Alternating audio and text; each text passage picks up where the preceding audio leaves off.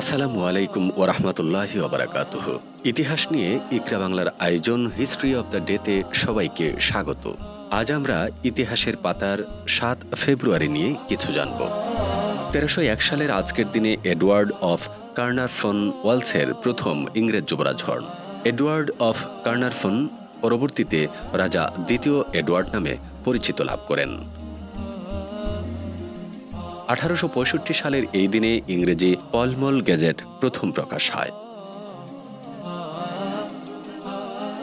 ১৯৫০ সালের এই দিনে মার্কিন যুক্তরাষ্ট্র আনুষ্ঠানিকভাবে ভিয়েতনাম রাজ্যকে ভিয়েতনামের বৈধ সরকার হিসেবে স্বীকৃতি দেয়, যার নেতা ছিলেন বাও দাই।